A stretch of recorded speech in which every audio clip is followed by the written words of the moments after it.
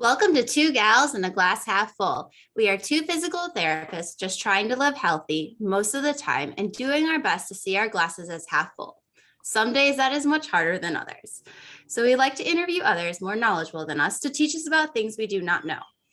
We're going to continue the month of July talking about toxins and in their products and in our food. I'm super excited about our guest today. But first, Dr. Jess, what do you have in your cup? Well, this morning I've got some matcha, and so it's fantastic. I'm trying a new brand. I'll try and link it in the description to this episode in YouTube. But it's a new company that I'm trying out, all organic, all toxin free. So it's fantastic. And matcha is just ground up green tea, so that you get more of the nutrients out of the green tea when you drink it. So something to try. Yeah. Dr. Bobby, what's in your glass? So I am having coffee. I needed a little help pick me up this morning. I know before I said I was going to stop Starbucks, but then I didn't have a chance to order and all that. And so I was going to Starbucks and they raised the prices again, like last week. So it was like 50 cents in like a month and a half. And I was like, eh. So I found this company called Ground and Hounds. Now I can't speak on fair trade. I haven't looked that far into it yet. But it's a monthly subscription. So it just gets sent to my house, which is easy. I don't have to think about it.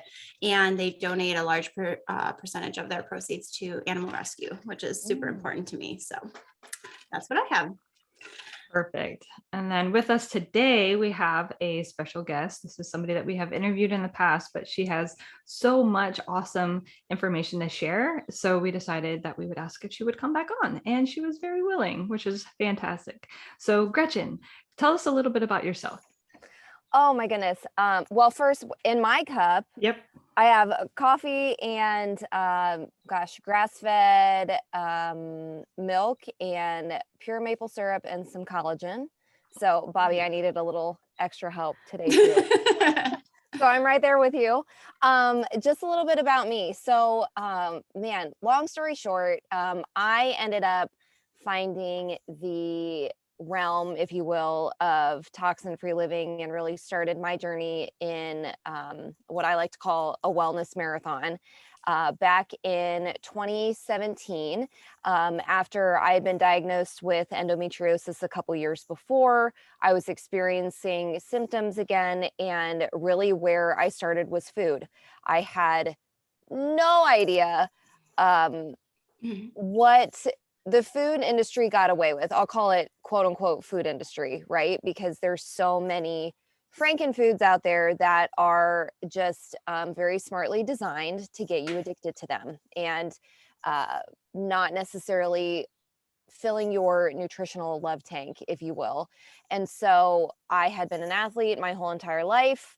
Didn't think that I had experienced really any issues. And, eventually that bubble has to burst. And so mine did in a really, really big way.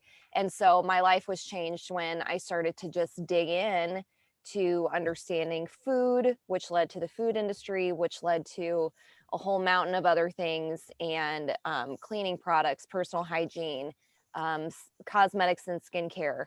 And what I tell people when I work with them is that, yes, it can be very, very overwhelming, but you have to give yourself grace and you have to start somewhere. So kind of meet yourself where you're at, if you will. And one small change at a time is going to be more sustainable over the longevity of your life versus feeling like you have to change everything overnight. Now, if you're in a situation where I was, where my health was really at risk at that point, and I was like at rock bottom, then, you might have to make some things a little bit sooner and faster. But, all in all, most people, you kind of got to slow it down a little bit just so that it's not such a shock to the body, because we adapt, right? So. Absolutely. And I love that how you took it into your own hands to do the research, because oftentimes what happens in our medical system is that all of that isn't necessarily what is considered when we're managing health. And it's so interesting to me because we know food is medicine. We know food has been used as medicine for ever, since the dawn of food, right? But we don't think about that when it comes to when something's going wrong. And I never can understand that. So I do try in the clinic, I do try and refer to nutritionists as much as I can, but it is it is something that is a barrier oftentimes to find somebody that is knowledgeable and toxin free, and it's not just diabetes care or something to that effect. So it's something where we've had to do so much research outside of just typical what's available as a referral in order to like try and put people into the right direction of like, hey, talk to this person and see if they can help you. But it's much more on that individualized level. Yeah. Well, and that is a sign of a good doctor too, and someone who is practicing care that goes above and beyond what you perhaps may have learned in school. For sure. And you don't know everything. Yeah, absolutely. And to be able to yourself too, take that into your own hands and really ultimately empower that patient to help remind them like you own so much of this too. And that's a big, there's so many different things that you can look at where it's like, if this was tweaked a little bit, then would we have all of these problems? I'm not really sure, but it is really fascinating to talk to doctors from all different paths and focuses, and to find that when they start talking like you guys do, it's because it's on their own accord. Right. And I love that. I absolutely love that. It's very commendable. Oh, for sure. I mean, I think Bobby can attest, like the changes that she's made that's helped her specifically. Then you start realizing, oh my goodness, like this has helped me so much. Therefore, why would I not share that? Or at least make people aware. That's all. Yeah. And I think sometimes in our Western med, and it's definitely times where it's appropriate. So I don't want to say that, but I think sometimes we go so quickly to a pill or this or that. Whereas if we could make little changes here and there, maybe we need the medicine for a little bit as a safety, but then eventually, I know Jess and I are both very interested in looking into like functional medicine and getting certified in that and all, going that route. So I think if we could bring a little bit more of that, how food and what we put on our body even affects our system. I think that could help a lot of people. Right. Well, and imagine doing it sooner, when with children and helping them understand sooner. I mean, and that's where so much of my passion comes in, is helping my daughter and helping my son understand. And again, if we're just talking about food, the food industry is not what it used to be when we were kids.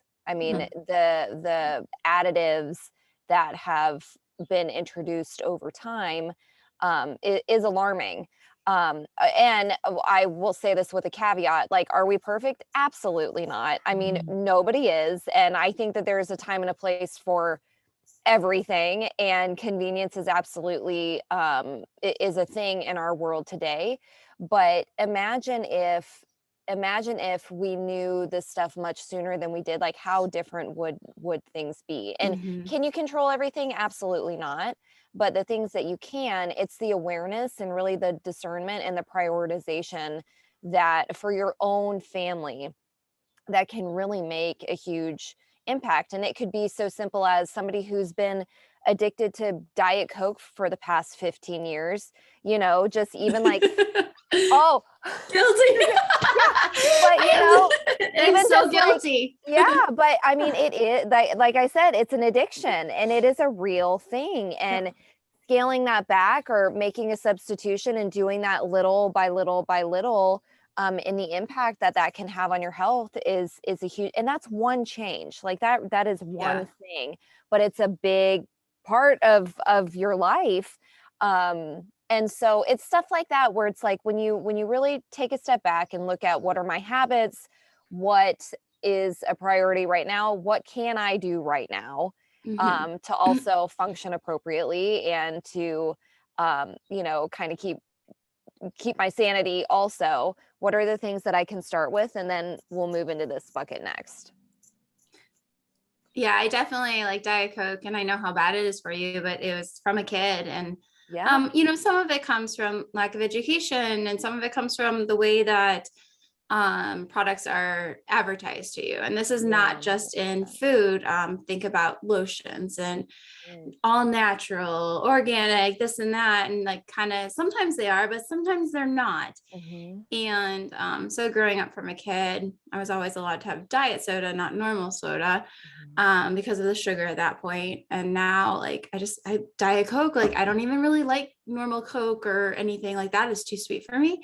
Mhm. But I have limited myself. I allow myself one a day. And like, Yeah. that's the, for right now, that's the battle that I've won, and one a Yeah. day. But I work Yeah. on other things too. And eventually maybe I'll come to that one as well. But Hey, I grew up on it too. So, and then the Coke Zero era, that was like when I was in college, I think, when that came out. And I mean, yeah, it's crazy. yeah. Just the evolution of that industry as a whole. And And I being think it, you brought up a good point too, Bobby, with the advertisement. Like, yeah, I mean, that's how it's designed. It's designed to convince you of this, and you think you're doing a good thing and not knowing the harm that it's causing on your body over time.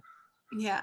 So, Yeah, I think there's a couple of books that I've read that helped me. It was mostly when I was in college and I was really trying to understand nutrition. I got really sick when I was just graduating from high school and had major digestive issues, like really, really bad. And so I had to learn how to incorporate food back in that I could tolerate. And so I started learning. I mean, first I was just flying blind, and I was just eating anything that was okay and didn't make me feel sick. And then I started learning about Slow Food Nation and really trying to understand, where do our products come from? So I started reading some books about that and how hard it is. If you, for example, go to, let's say, a fast food restaurant and you order a hamburger, where did that actual hamburger itself come from? Can you trace that back to the farm where it was raised? Mhm. And it's trying to trace the food back so that you truly have an understanding of where it's coming from. And if you kind of think like that, and if you are a little bit more aware of where the products are coming from, then it helps to kind of at least give you that power back into the choices that you're making. Mhm. And I needed to get that control back for myself, because when I would eat something and I would feel so ill, then it was like, okay, well, where did this come from? I don't know where it came from. And so that's where I started shopping more at farmers markets Mhm. and talking to the farmer at the farmers market, because sometimes at farmers markets, they're actually buying that produce elsewhere and then reselling it, which is fine. It's a business. I just needed, like, I was like you, Gretchen, where I was like at this rock bottom where I was like so sick Mhm. that I had to learn where my food was coming from so that I could trust it, so that I could eat it and not get sick. And so it was like a bit of a process to go through. And then I started reading, then that got me reading more about food and nutrition and understanding it. And then there's like all sorts of books that have been written about sugar, salt, fat, and the combination of the ingredients and how the brain actually does start to become addicted to it. At the level of the brain, there's an addiction that happens. And so then when you don't have that, then you start to go through a little bit of a withdrawal. And so you fix that withdrawal by re-eating whatever it might be. And so that is in so much of the research that goes on into product development, is what is that happy spot Yeah. where the person like wants more, Mhm. and it's, I mean, we live in a capitalistic society. It's a great business model. It sells more product. It is. I mean, you can't fault Absolutely. it for that. I'm not Right. saying like that's a bad thing. I mean, it's like, Right. that is a business. It's Mhm. just, as a consumer, it's just kind of having a little bit of an increased awareness that is the industry, Mhm. and knowing that, especially in pre-processed foods, that it is meant for you to want more. Yeah. Yeah, that's what it's meant for. So Did you find that you kind of went like when I was starting my research, I felt for a while like I had been lied to. I'm like, what is this? Like, how is this allowed to yep. happen? And I think, to this day, what a lot of people don't know either is that there are different ingredient makeups of food per country, per Yeah. what their country will allow them to put in it, on down to like Pop-Tarts. I mean, if you look at a Pop-Tart in the USA versus something that's in Europe, you're going to have night and day. I mean, you got an ingredient list that's this long and an ingredient list that's this long. That's the stuff where I'm like, man, like we can do better. And I think the silver lining in all of it is that I do believe that more people are starting to pay more attention and are starting to see kind of the trajectory of where we were going as a nation as a whole, and starting to really vote with their dollars. To your point, Jessica, like going to the farmers markets, talking to farmers, starting to understand a lot more about where their food is coming from and making those changes here and there. Gosh, it can make such a big difference. Growing your own if you can. That's Yeah. a big part too. If you can. Right. Yeah, and that's the thing, is like when I was in college, I couldn't, right? I was living in a dorm. Right. Yeah. So I couldn't. And going to the farmer's market was something where I could get the control back. That was like the first step in food where I could get the control back. At that point, I wasn't even aware of, makeup and cleaning products and hair care and all of that. And that wasn't even on my mind. I just had to start with like the very first step that would help me in the moment. But now I think that's part of why I'm so into gardening and I love gardening, is because again, it's about me regaining the control for myself. But then just like you with kids, it's another way for me to kind of help that narrative and get that narrative out to my kids, to give them that control and say, hey, here's something that we can do together to make sure that we're just aware of what we are consuming. And this is why we put this into our ground. This is why we don't spray this. And this is why we don't spray that. We try and, do as much as we can. And when you grow stuff from seed, it's a lot more affordable than if you buy a bunch of starter plants. And so there's like ways that you can actually get a garden to help financially with your grocery bill. The beginning is hard because you've got to build it, right? So there's an upfront investment that can be difficult. But people can even start with grow bags. Those like felt grow bags. I mean, something super simple where it's not necessarily like a plastic bin, but like a grow bag. And there's different ones that are out there. Some are kind of made with plastics and whatnot. So that's usually it's usually labeled. So, and then it's a great way to be able to start something with low upfront cost. Because that's all part of it, is the financial barriers as well. So not trying to take it all in at once. Right. I think Jess took me to my first farmer's market. Surprisingly, they're not very, they're not the same down in the South as they are here where I live. They are much more expensive, like way more expensive than even like the organic food at the store. Oh, wow. So Jess took me to my first one, and I'll never forget calling my mom one day, and I'm also not from the South, and being like, Mom, this lettuce is terrible. And she's like, Bobby, what lettuce did you get? And I'm reading it because I made myself a salad. It says collard greens. I was like, Bobby, that's not lettuce. But it was such a learning experience because like the farmers markets up here are just so different. So, so Gretchen, besides food, I'm sure, so food brought you into it. What did you start looking into after food, like to make switches in your life? I think the next thing I started to look at was like cleaning supplies. So I kind of started looking at essential oils a little bit, which that is a whole nother bear. I mean, goodness gracious, there's so much information out there and controversy about purity and different companies. I mean, it is like, wow. So I looked at that a little bit, but overall it was more of starting to understand. I mean, even it's so silly, but it's true, is just the aerosol. Like what are you voluntarily spraying into the air and what is coming back into your body? And that was a big one. And so I made a lot of switches around that, which that was fairly easy. And I mean, gosh, even the power of vinegar and water and what that can do, my goodness. I have a whole book on it. Yeah, it's Yeah. crazy, you know, and again, you don't think about it. So that was a big thing. Man, air fresheners, when I started to air fresheners and candles.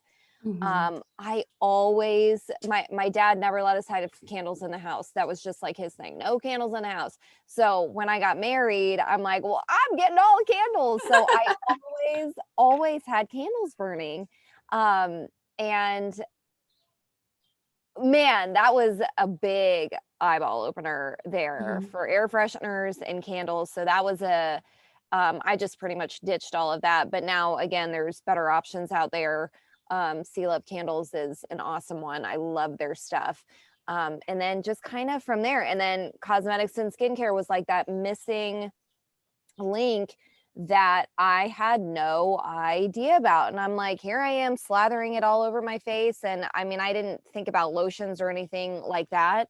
But again, with the history of endocrine disruption that I had experienced and not understanding why, and then when I finally realized all of these ingredients and what you could literally see, endocrine disruption, endocrine disruption, endocrine, it was like, what, you know? And is that the main reason that that I had been diagnosed with endometriosis? I mean, we can't say one way or another, but was it a contributing factor? Absolutely. I absolutely would say that it probably Mhm. had a hand in it.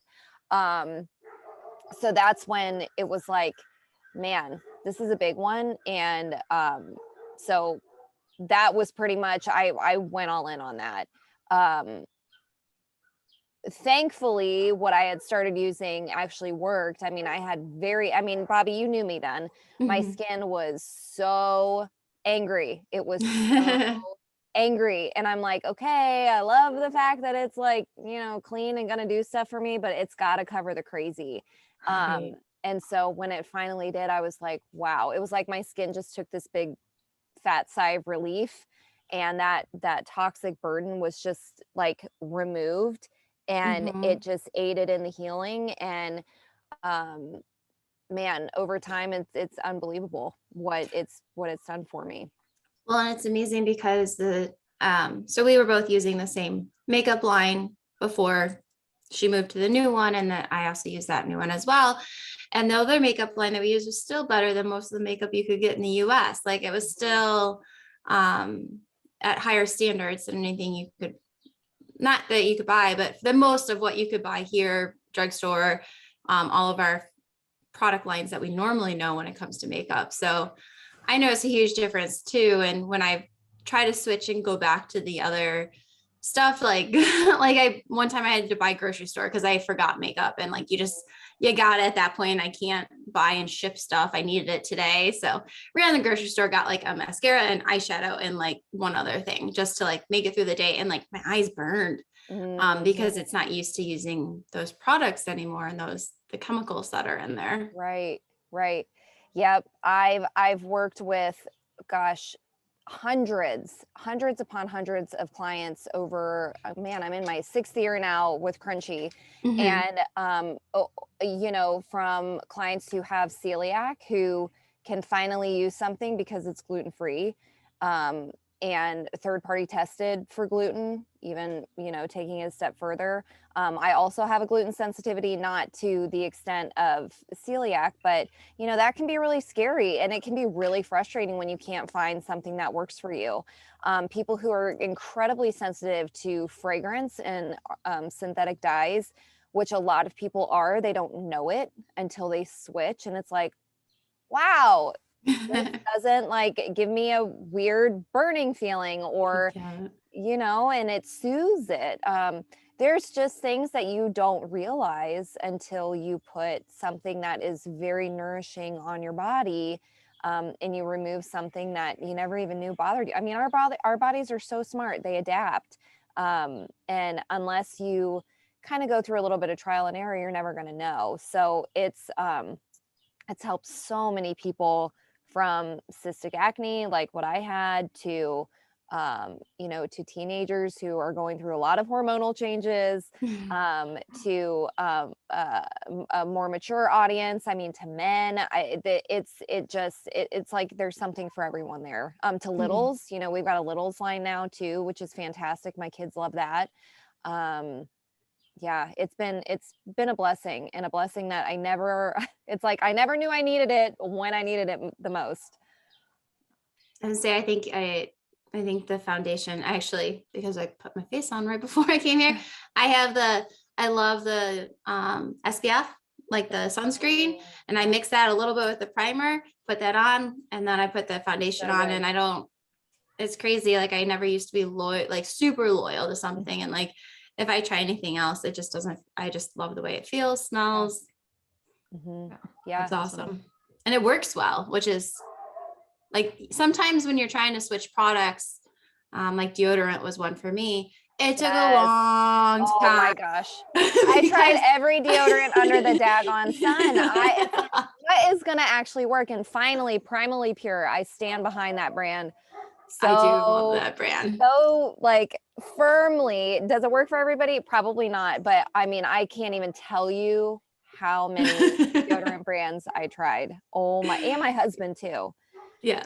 That's a tough one. Yeah. Yes. That is, But I I felt use the like, same one. Yep. Yeah. I love it. Yep. I love but I felt like with this, like I tried it and it worked great. Like it wasn't a hard switch for me at all. it. Just kind of as things ran out, then I just bought that, or, Yep. Yeah. I've had clients who have jumped all in and they're like, I'm getting everything, thrown it all away. Like they'll just ditch it all and then they'll just get everything that they need. And I have clients who will start small. They'll start with a new moisturizer, and then they'll move to the new mascara, and then they'll move to a lip gloss, and then the primer, and they'll kind of take their time, which is great too. And some people just love the skincare, even if you're not wearing makeup, like to your point, Bobby, like the SPF is huge. If that's one thing that you can incorporate. Yeah. And so many people too, because this was me also, are super sensitive to SPF on their face. And what I learned over time, it's the quality of the zinc that is in whatever you're using. So non-nano is going to be so incredibly important. And I haven't had one person who has switched to crunchy SPF who had the same situation as I did, to where it burned or they had an issue with it. For me personally, is it going to work for everybody? No, absolutely not. But it is a fabulous solution for people who were never able to protect their skin in that way and finally can, safely. And I think my biggest mistake, so when I switched, and I have it here just because I just put it on, but is like they felt small. And so one of the things I had to learn is the first time I used the products, I used as much as I used to use. So I'd put squeeze, and I'm like my face, and I'm like, oh my gosh, like I'm trying to wipe it off. Like it works so well. You only need such a little bit, and it does a really good job. Yeah, a little bit goes a long way. It's so nice. Yes. And as your skin clears up, you find that you will continuously use much, much, much less. Yeah. Yep, absolutely. And then I don't feel like I have like a caked on face either. Right. Like it feels much more natural, much lighter. And I really enjoy the feeling of it. Yeah, I love it. It's been a great solution for people. That's awesome. So Gretchen, what are a couple of other things that you've done with the kids to just kind of get that mindset of more of that toxin-free mindset, other than the gardening part? Yeah, I love that question. So I have just involved them more in the selection process, if you will. So when we're at the grocery store, or if we're at a farmer's market, or if we're ordering stuff online, just helping them understand ingredients. Or if they're like, if we're at a grocery store and they're like, Mommy, what about this one? It's like, turn it over and read it. What do you think? And so and we homeschool. So in my mind, I'm like, this is homeschooling. I mean, there is a learning opportunity everywhere you go. And so does it take more time to explain things? Absolutely. But the long-term benefit for them is going to pay off tenfold. So we really are a very, very involved family. And what I love watching is them making their own decisions when I'm kind of standing back and just observing, because, you know, they're going to go to birthday parties. They're going to go to a baseball game and want a hot dog or a ham. They're going to want to do stuff like that. But what I love is when we are there, they will ask, you know, do you think that they use good ingredients here, or would it be better to get something over there? So that's the kind of conversation where it's like, you're still, you know, the 80-20 principle, 90-10, like live your life, you know, there is such thing as orthorexia, where you are so obsessed with living so clean. And that is an illness in and of itself, where that's not good for anybody. So understanding that, you know, we're human, we're meant to bend and have that flexibility. So, but like I said, they're what probably the biggest thing that they will voluntarily not do is like artificial dyes. So that's kind of like the red 40. They'll kind of know right away, I probably shouldn't have that. That's a big one. Oh, absolutely. Just like the dyes in general are those are pretty tough. But again, like I think like what you're doing is essentially we do very similar, where it's trying to encourage them to think and teach them how to think. And then it's their decision to make from there. And it's not like I'm constantly giving you the choice to make. It's like, here's all of our choices and here's why. This is the one I'm going to choose and this is why, but these are the other ones that are available. And these are the pros and cons of each one. And so that way in life, when you're at that birthday party or whatever it might be, knowing that like no one's going to yell at you for making a choice that is, you know, a very highly processed cupcake with a ton of sugar on top, right? Go enjoy. I mean, really delicious. Really, I promise you, I'm like right in line with the kids. You know what I'm saying? I'm like, exactly. Oh yeah. Save one. However, but do we try and make a better choice for what we eat for lunch, right? And dinner. And so that 80-20. So yeah, no, don't beat anybody up over anything. Yeah. Right. Yeah. So. Well, and understanding what, you know, how they're feeling after. So if there's something that is upsetting them, and then, you know, oh, can I, you know, later on, if they're wondering about it, it's like, well, that didn't really make me feel good last time. So and it's like, yep. I mean, you learn how your body responds to different things, and they're different than how I respond to things too. So that is, to your point, Jess, helping them understand and listening to their own body's responses can really help them develop a good understanding of what, you know, is nourishing them and what perhaps isn't. Right. Absolutely. Yeah. So empowerment, right? Yeah. Empower kids. What a concept. Yep. Right. 100%. Yeah.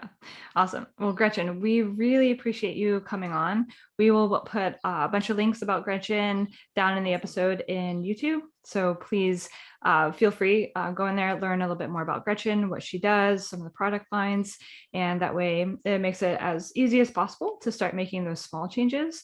I know I'm going to be looking into some of the changes that I make as well. You know, I'm always like tweaking things here and there. So I've got a couple things that I'm still trying to find, like products that I really like. I've got like some okay ones. So it's just a constant journey of trying to find what's going to work well for you, which is, you know, that's all it is. one day at a time. I would say little by little. Exactly. So also follow us on Facebook, Instagram, and we are on YouTube as well. We try and post on a regular basis just to keep things engaging, help with things that we find that we share with others. So feel free, please follow us, subscribe so that you get the notifications when we've got something new coming out. All right. So we look forward to the next episode. Thanks again, Gretchen. Thanks, guys. Thank you.